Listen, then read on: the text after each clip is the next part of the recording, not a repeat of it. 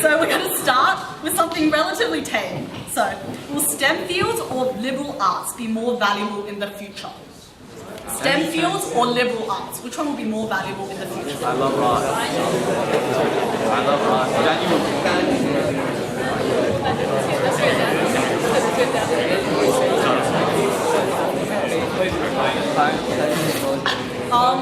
Between the choosing to study STEM, a STEM subject or a liberal arts subject, which will be more useful and serve our world better in the future? Or like in society? Okay, STEM, quick rundown: science, technology, engineering, and maths. Liberal arts, we're talking about English, history, and so on. This is a really significant debate in the public sphere that's been going on for a long time. You hear Malcolm Turnbull saying we need innovation, now that means STEM. On the other hand, the most popular TED Talk of all time was delivered by someone called Ken Robinson, and he was advocating the liberal arts side. And so, while everyone seems to say we want better education, there really is a debate here between STEM and liberal arts. And I suppose it's always true that STEM is where the innovation comes from, it's where the technological advance comes from. And it could be said that the liberal arts just looks back at that, looks at the progress that has been made, and asks, what should we do with our lives? And so I suppose it's not really a strident response, but they are both important.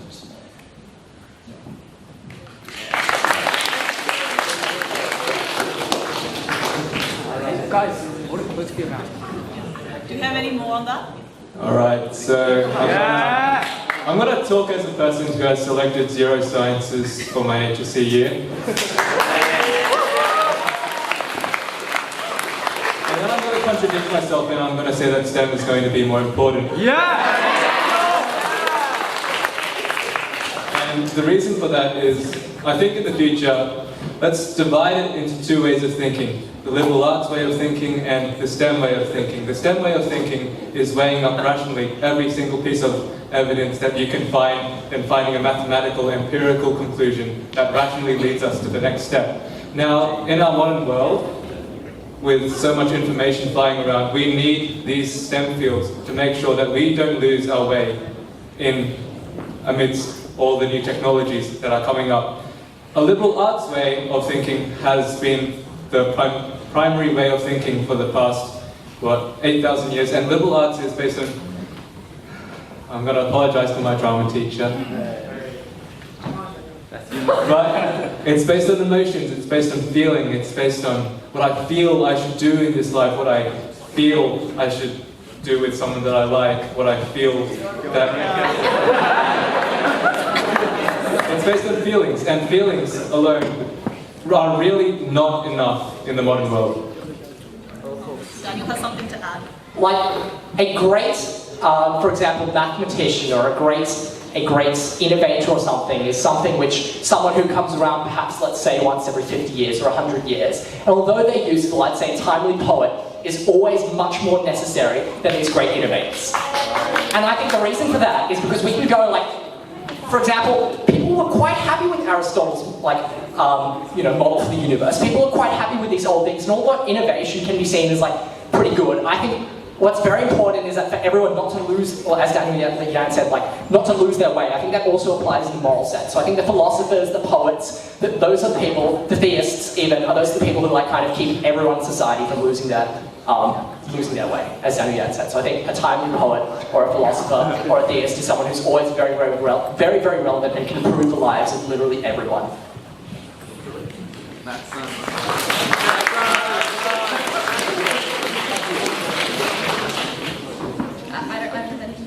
Nothing to add? Alright, awesome. We'll move on then. And our next question is, do you feel that under our current education system that you are being adequately educated?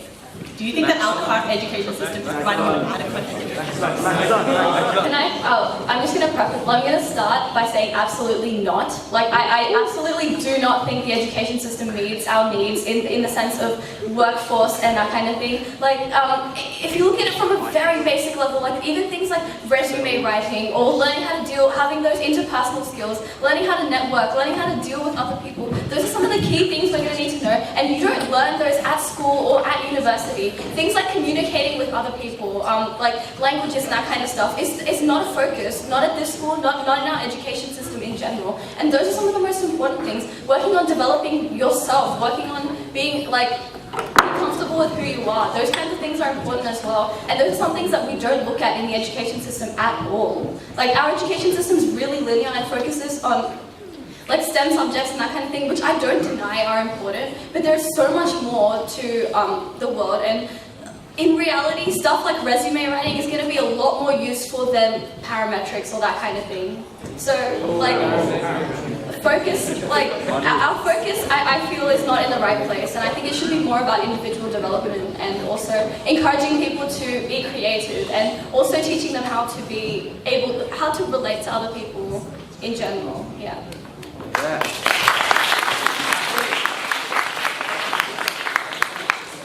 Yeah, so, I mean, I think our education system does have a number of virtues. I disagree with Aditi on that she says that it doesn't prepare us for the workforce. I think it does. I think if we look at the education systems around the world in general though, I'll keep this short, I think that one thing, the philosophy behind a lot of education systems on a governmental level is flawed in that it doesn't really promote, in some ways it doesn't really promote a love of learning, and it doesn't give people the skills to come out in life and to want to learn later on. And I'm not making a comment about gender or anything at all, because I think it does.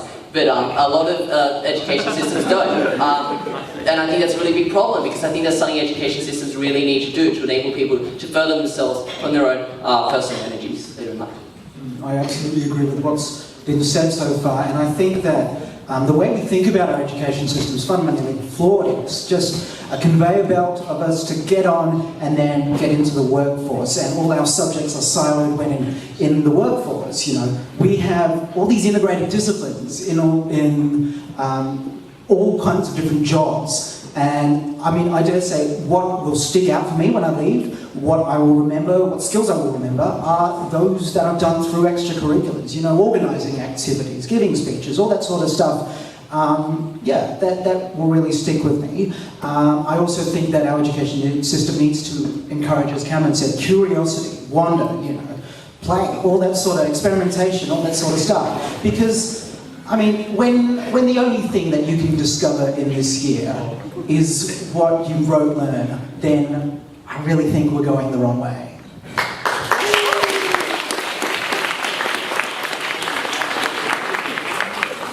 Anyone else with anything to add? Daniel, take it. Okay, we'll move on then. Alright, so on to the next question. Why are people choosing to use the term feminism but choosing gender equality instead? And should they be doing that? They're not choosing to label it feminism, but instead gender equality. I don't know, I don't care, it distracts from the big issue. Yeah!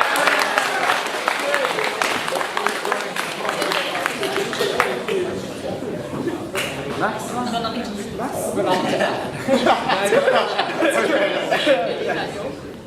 While it is trivial, I just want to add some substance to it, I guess, in the sense that feminism is a word which has come to be, like, because of extremists, has come to become associated with so many things that, like, that most feminists or gender equality, or people who support gender equality don't stand for. Like, there are obviously the radicals, and that has, in terms of media and that kind of thing, that has completely tainted what feminism stands for. And we always talk about, like, this third wave feminism and how radical and crazy and stupid it is, but, like, people choose not to identify with that term anymore just because of the radical things associated with it. And that's why, and the inherent notion of feminism is the idea of, it started off as gender equality under a different name because women were disadvantaged to start with. But now it's more about, like, feminism has become more about, like, women dominating, and that's the way the media portrays it. And people don't necessarily agree with that anymore. That's why it's been more of a push to agree with gender equality. But yeah, like the previous speakers said, it's not about the term, it's about what it stands for, so yeah. Alright, we'll move on to something that has been a very big issue today. So I want to ask, why is Harambe such a contentious issue? Why are we talking about it?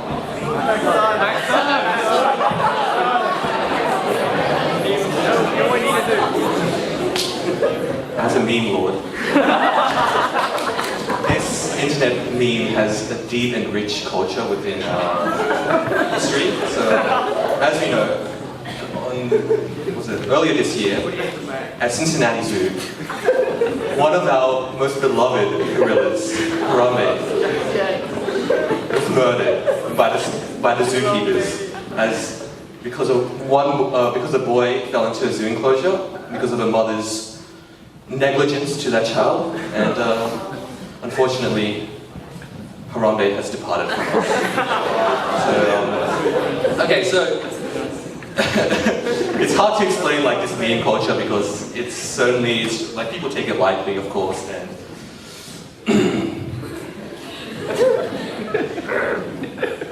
God bless Harambe.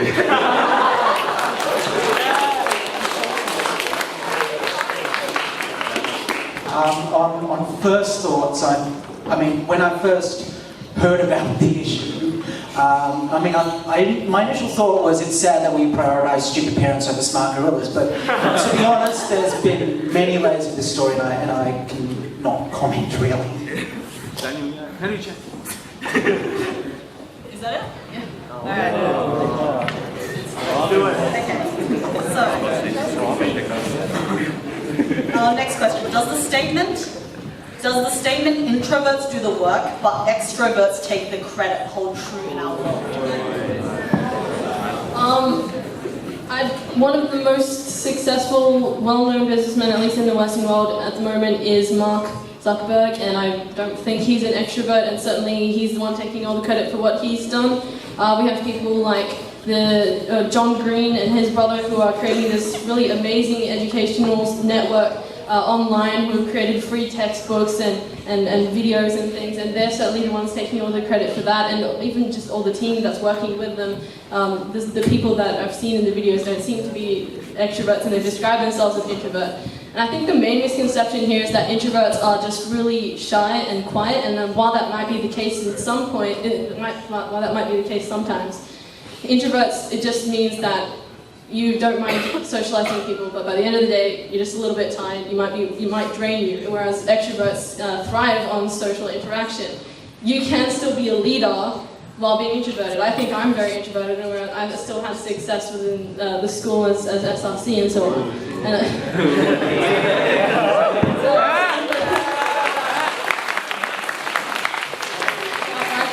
He's an introvert, right, Jeff? And he's amazing. So there you go. And I think there's just like this stereotype of introverts as being someone really quiet, and it's also a disadvantage to people who do feel that they are introverted and don't really thrive, that people might say to them, oh, well, maybe you'll be better as just like, as one of the helpers. You can still lead, and I don't think it's really hindering. If you are shy, then, that's you can do work in other places, but I just don't think the introvert term, which is half of, the planet, is really, it's hindering at all.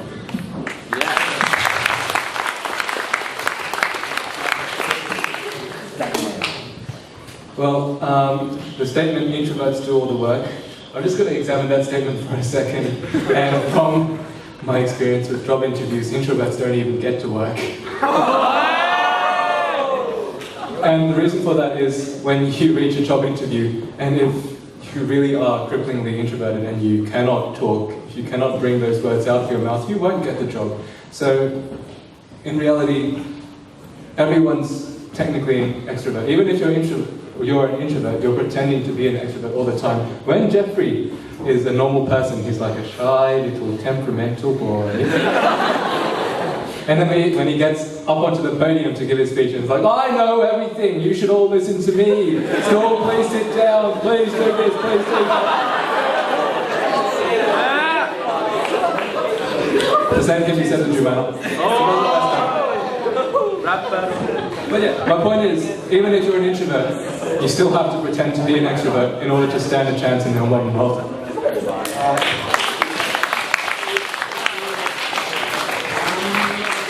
Very quick points. Number one, so that's what you think about friendship.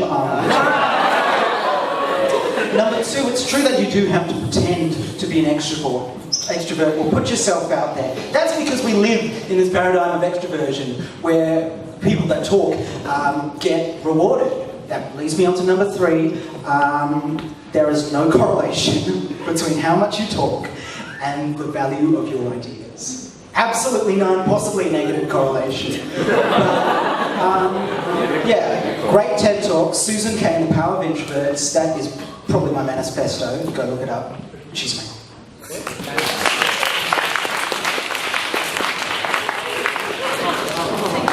Alright, so moving on. In your personal opinion, what are the circumstances under which torture is permissible? Max time. Max time.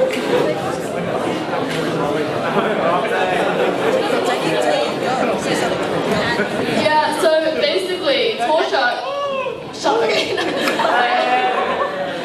But torture, in my opinion, is never permissible because like, it's been tried to test, like, the practical arguments to it that it simply doesn't work, that people confess to random things. It's not actually useful in extracting information to make, to achieve the substantive objectives that torture seeks to, like, achieve, right?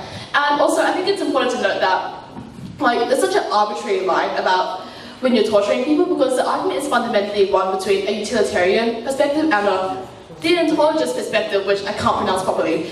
But besides, yeah, so they say that is it right to torture one person to save 100? And this, in the end, creates what seems like a slippery slope where it's, okay, maybe we can torture one person to save 1,000, torture 2 people to save 1,000, torture 100 people to save 101 people, because it always weighs up that, oh, if we're saving people, these people can be tortured. So basically, it creates a slippery slope and it doesn't work, so why do it?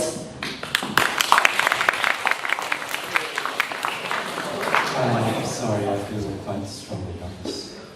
The idea of a slippery slope is absolutely nonsense.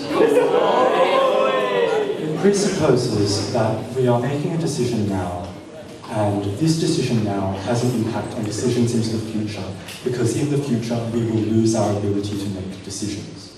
It's allowing the consequences of a decision now to it's allowing the possibility of future consequences to influence our choices of in a specific situation. It's bringing in extraneous variables that really don't matter. And so when, I'm going to turn to Wikipedia for a moment, the stereotypical example for when torture is justified is when you have a nuclear bomb that's about to go off in London, and you have one terrorist in front of you who knows where it is, and he isn't telling you. Now, if the bomb goes off, 20 million people will be killed, areas will become uninhabitable for generations. And so in that moment, in that calculus, if there's nothing else you can do, you would have to be a monster not to torture the person, because the consequences are just so huge.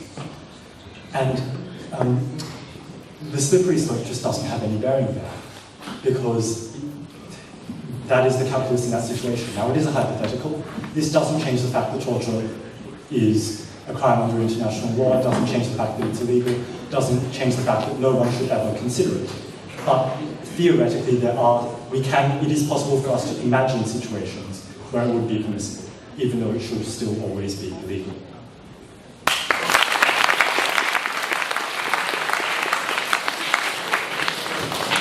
Just a quick response to the slippery slope argument. What you need to remember is that, of course, precedent will play a very serious part in the decision-making calculus of the now. Right? We see this already under sentencing, we see it under British common law, and we think it plays a very significant part in a moral decision-making calculus as well. Because when we say that it's justifiable to torture one person to save 100 persons, we might also then say it's justifiable to torture one person to save 99 persons. And the way that goes on is that soon of all we're saying, well, is it justifiable, if we don't have the torture in front of us, or if the torturer, for example, won't crack under this pressure, is it justifiable that we torture his kids so that he might crack under the pressure? So the slippery slope argument is actually quite valid in this case, because it shows that this moral distinction that we initially make in the first decision-making calculus does have a big bearing over our decisions in future. And second of all, as soon as we start to disregard these immutable human rights of people, that's just quite a bad thing. There's a very solid reason that we have these human rights and codes of conduct in practice, and that's because as soon as we start to disregard them, we get into yet another slippery slope of bad things.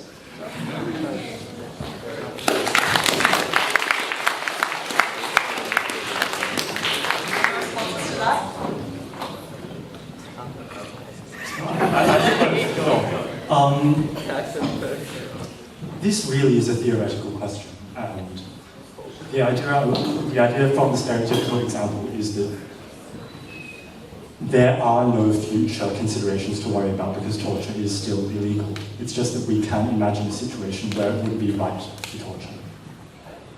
Thank you. All right, moving right on.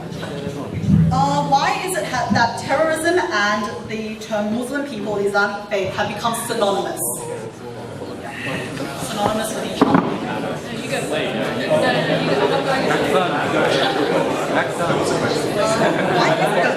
Why is it that terrorism and the terms Islamic faith and Muslim people have become synonymous? Yeah, go Max. I'm going to take a moderate route on this because of certain people in this crowd. Well, the issue is like most of these terrorism have invoked the name of religion in order to commit these heinous acts, and so that's lately within the past decade or so has become synonymous with the term Islamic people. So that's my main reason why I think that is the case. But I know you're going to have different opinions, Joanna. And it is true. But in this day and age, we have political leaders such as Donald Trump invoking such hatreds in people because they don't understand the complexities of religion, and that Islamic people, correct me if I'm wrong, it is like jihad is in your Quran, is it? Am I not? Yeah, it's mentioned. Yeah, and what does that mean? It means to. It's like a holy defense of your peoples and land. Okay, so defense in these terrorists' mind of view is probably to attack the West, who are attacking their beliefs and so on, and their way of life.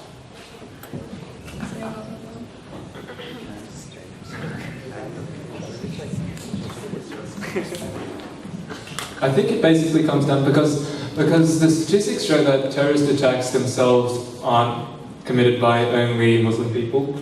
The terrorist attacks aren't actually, a majority of terrorist attacks aren't actually committed by Muslim people, but probably people that are one of our own. And the main distinction here comes from an us and an us and a them and an us. If an us kills an us, fine, they're a murderer, they're not a terrorist, they're just attacking our institutions because they have problems. When it's a them, when it's a Muslim with a strange sounding name, who wears strange looking clothes, who believes in a strangest religion,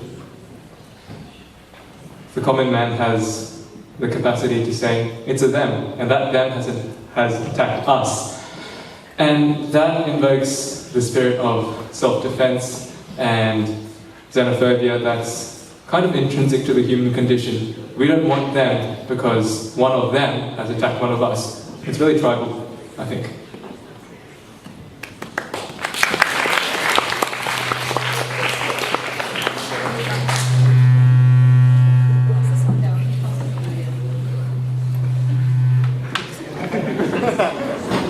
Yeah, with what Daniel said, for example, earlier this year, with the man that stabbed Joe Cox, he was doing it for a right-wing nationalist party. He was trying to get a message across, a political message. It was a terrorist attack to the T, and yet in no articles that I read was he called a terrorist. And it's just, it's what comes through the media. Even I have trouble sometimes with doubt, just thinking, wow, is this really all just Muslims? But then when you go and you look at statistics, okay, in the past, since 1970, there have been 140,000 terrorist attacks. So let's just say that every single one of those terrorist attacks was committed by a separate individual Muslim. That would still be less than 0.00009% of all Muslims. Because I think the thing that people don't understand is that there's actually 1.7 billion Muslims in the world. That's like a quarter of the world. If we were all terrorists, we would, yeah, we wouldn't be here right now. Yeah, exactly. I think that's the thing. It's like, and they're not all committed by Muslims. 98% of the terrorist attacks that were committed in Europe in the past 5 years were by non-Muslims. And when you consider the fact that there's more than 2% of European population that's Muslims, then that statistic is actually disproportionate. That means that, you know, as Daniel said, the majority of terrorist attacks are being committed by non-Muslims, but obviously with the conflict that's happening in the Middle East, which is the main conflict that's happening at the moment, you're going to have this crossover between mainstream Muslims, which is 1.7 billion people, and a few thousands that are living in the Middle East. And just by the way, only 20% of Muslims live in the Middle East, which is just another misconception.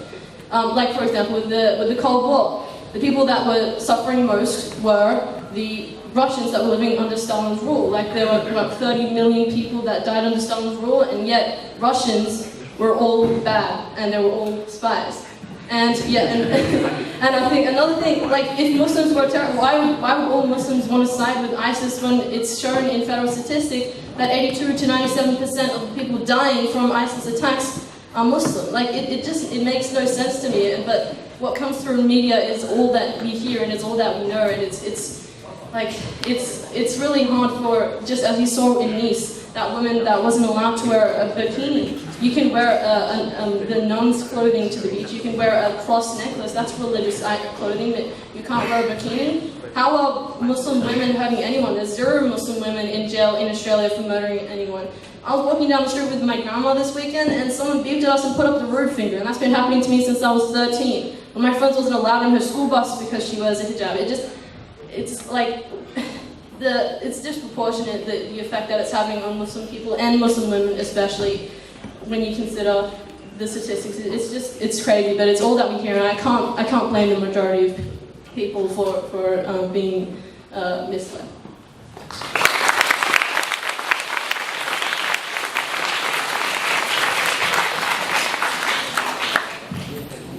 Right, with the issue of like the media covering it, it's because that these terrorist attacks committed by the Islamic people are the most deadly ones in recent years. So that's, and also with your with regards to Muslim people supporting terrorism.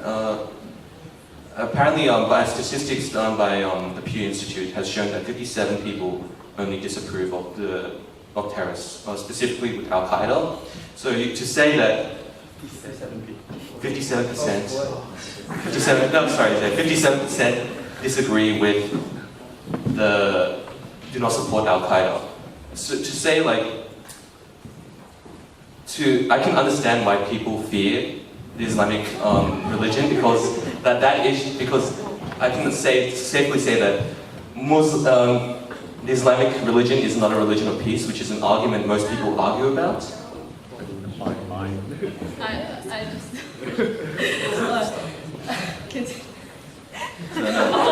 Up to you.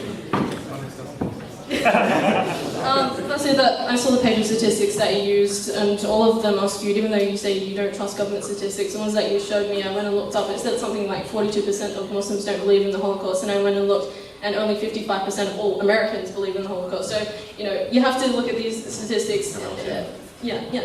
And also, if there is support for Al Qaeda, that again is from the fact that these statistics are probably coming from Muslims living in Western nations, and I just think that everyone living in a Western nation, even myself, is getting this skewed image of what, firstly, Islam stands for, and secondly, what's actually happening overseas with Al Qaeda, and thirdly, the general perception of Muslims by the West is, again, like just on both sides, causing antagonism.